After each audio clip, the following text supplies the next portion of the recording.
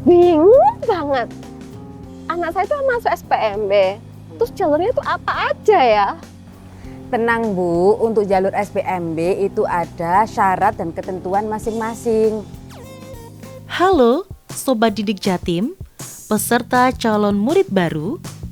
Yuk, simak panduan lengkap mengenai ketentuan dan persyaratan tiap jalur SPMB Jawa Timur tahun 2026 agar tidak salah memilih jalur pendaftaran. SPMB 2026 terdiri dari 5 jalur utama. 1. Jalur domisili. 2. Jalur afirmasi. 3. Jalur prestasi hasil lomba. 4. Jalur nilai prestasi akademik. Dan 5. Jalur mutasi orang tua atau wali. Jalur domisili diperuntukkan bagi calon murid yang berdomisili di wilayah rayon sekolah, baik untuk SMA maupun SMK. Kuota jalur domisili untuk SMA sebesar 35% yang terbagi menjadi 19% domisili reguler lulusan tahun 2026. 1% domisili reguler lulusan sebelum tahun 2026 dan 15% domisili sebaran. Sedangkan untuk SMK, kuota jalur domisili sebesar 10% dari daya tampung masing-masing konsentrasi keahlian. Pada jalur domisili SMA, calon murid dapat memilih maksimal 3 sekolah dalam satu wilayah rayon.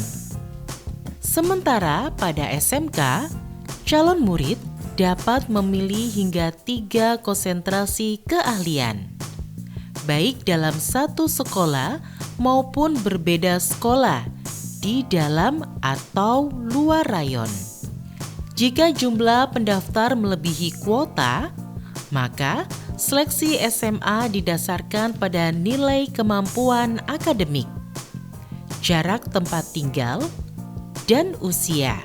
Nilai akademik sendiri merupakan gabungan dari nilai rapor sebesar 60% dan nilai TKA sebesar 40%. Sedangkan untuk SMK, seleksi didasarkan pada jarak tempat tinggal, usia, dan waktu pendaftaran. Apabila kuota jalur domisili belum terpenuhi, sisa kuota akan dialihkan ke jalur pemenuhan kuota sesuai ketentuan yang berlaku. Jalur afirmasi diperuntukkan bagi calon murid dari keluarga ekonomi tidak mampu, termasuk program afirmasi pendidikan menengah atau ADEM, anak buru, penyandang disabilitas, serta calon murid berprestasi dari keluarga tidak mampu. Kuota jalur afirmasi untuk SMA sebesar 30% yang terbagi menjadi beberapa kategori. Sedangkan untuk SMK sebesar 15% dari daya tampung sekolah. Calon murid dapat memilih satu sekolah tujuan, baik di dalam rayon maupun luar rayon sesuai ketentuan. Pendaftaran jalur afirmasi keluarga tidak mampu wajib dilengkapi dengan bukti keikutsertaan dalam program bantuan pemerintah, seperti Kartu Indonesia Pintar atau PIP, Program Keluarga Harapan atau PKH, atau bantuan sosial lain yang terdaftar resmi. Perlu diperhatikan, data tidak boleh menggunakan KIS atau surat keterangan tidak mampu. Untuk afirmasi anak buru, dapat ditambahkan bukti surat keterangan atau tanda keanggotaan asosiasi buruh yang dimiliki orang tua atau wali. Untuk jalur afirmasi nilai kemampuan akademik, calon murid harus memiliki nilai minimal 85 yang merupakan gabungan nilai rapor sebesar 60% dan nilai TKA sebesar 40%. Khusus penyandang disabilitas, pendaftaran hanya dapat dilakukan melalui jalur afirmasi disabilitas dengan melampirkan surat keterangan dokter atau hasil asesmen resmi. Dalam proses seleksi, jika jumlah pendaftar melebihi kuota, maka akan diprioritaskan berdasarkan jarak tempat tinggal, usia, dan waktu pendaftaran. Seluruh data dan dokumen akan diverifikasi oleh sekolah. Apabila ditemukan pemalsuan, akan dikenakan sanksi sesuai ketentuan yang berlaku. Jika kuota belum terpenuhi, sisa kuota akan dialihkan ke jalur lain sesuai dengan mekanisme yang ditetapkan. Jalur mutasi untuk siswa yang mengikuti perpindahan tugas orang tua atau anak guru.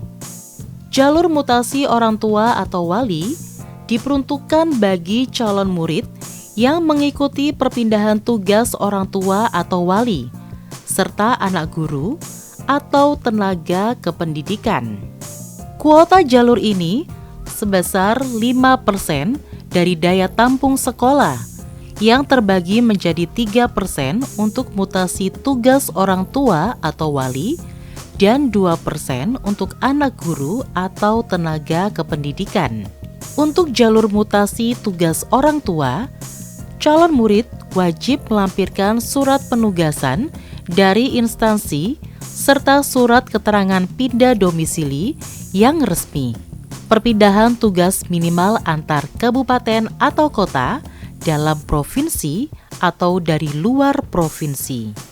Sementara untuk jalur anak guru atau tenaga kependidikan, pendaftaran dilakukan di sekolah tempat orang tua bertugas dengan melampirkan surat tugas dari kepala sekolah. Calon murid dapat memilih satu sekolah tujuan untuk SMA atau satu konsentrasi keahlian untuk SMK, baik di dalam maupun luar rayon sesuai ketentuan. Jika jumlah pendaftar melebihi kuota, seleksi dilakukan berdasarkan jarak tempat tinggal, usia, dan waktu pendaftaran.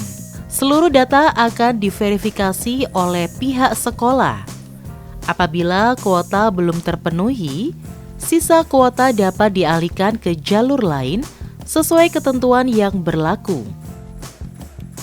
Jalur prestasi hasil lomba diperuntukkan bagi calon murid yang memiliki prestasi di bidang akademik maupun non-akademik, baik di tingkat kabupaten atau kota, provinsi, nasional, hingga internasional. Kuota jalur ini sebesar 5% dari daya tampung sekolah, yang terbagi menjadi 2% untuk prestasi akademik dan 3% untuk prestasi non-akademik, termasuk ketua OSIS, kepanduan, dan penghafal kitab suci. Terdapat juga kuota khusus atau golden ticket, masing-masing satu untuk ketua OSIS dan penghafal kitab suci di setiap sekolah. Calon murid dapat memilih satu sekolah tujuan untuk SMA atau satu konsentrasi keahlian untuk SMK, baik di dalam maupun luar rayon sesuai ketentuan. Prestasi yang diakui harus berasal dari lomba resmi yang diselenggarakan oleh pemerintah atau lembaga yang bekerja sama dengan instansi terkait, dan dapat diverifikasi melalui sistem yang ditetapkan. Jumlah sertifikat yang dapat diunggah maksimal 15 dokumen. Seluruh dokumen prestasi wajib dilegalisasi oleh sekolah asal dan akan diverifikasi oleh sekolah tujuan. Pemalsuan dokumen akan dikenakan sanksi sesuai ketentuan yang berlaku. Jika jumlah pendaftar melebihi kuota, seleksi dilakukan berdasarkan pembobotan nilai prestasi dan jarak tempat tinggal. Apabila kuota belum terpenuhi, sisa kuota akan dialihkan ke jalur lain sesuai mekanisme yang berlaku. Jalur nilai prestasi akademik diperuntukkan bagi calon murid yang menggunakan gabungan nilai rapor dan nilai tes kemampuan akademik atau TKA. Penilaian dilakukan dengan bobot 60% dari rata-rata nilai rapor dan 40% dari nilai TKA. Kuota jalur nilai prestasi akademik untuk SMA sebesar 25% yang terbagi menjadi 24% lulusan tahun 2026, 1% lulusan sebelum tahun 2026. Untuk SMK sebesar 65% yang terbagi menjadi 64% lulusan tahun 2026, 1% lulusan sebelum tahun 2026 dari total daya tampung sekolah. Calon murid SMA dapat memilih maksimal 3 sekolah, baik di dalam maupun luar rayon sesuai ketentuan. Sedangkan untuk SMK, calon murid dapat memilih hingga 3 konsentrasi keahlian di satu atau beberapa sekolah. Nilai rapor yang digunakan merupakan rata-rata nilai semester 1 sampai 5 untuk mata pelajaran utama seperti pendidikan agama, PPKN, bahasa Indonesia, matematika, IPA, IPS, dan bahasa Inggris. Jika jumlah pendaftar melebihi kuota, seleksi dilakukan berdasarkan nilai kemampuan akademik dan jarak tempat tinggal. Apabila kuota belum terpenuhi, sisa kuota akan dialihkan ke tahap pemenuhan kuota sesuai ketentuan yang berlaku. Oh, sekarang saya sudah paham, Ibu, untuk pilih jurusan sesuai untuk anak saya. Betul Bu, yang penting sudah sesuai dengan syarat dan ketentuan masing-masing. Setiap jalur dalam SPMB memiliki ketentuan dan persyaratan yang berbeda. Memahami dengan benar akan membantu calon murid menentukan strategi terbaik dalam pendaftaran. Pahami ketentuan setiap jalur sebelum mendaftar. Pilih jalur yang sesuai dengan kondisi dan potensi Anda. Untuk informasi lebih lanjut, silakan Anda menghubungi informasi pelayanan atau hotline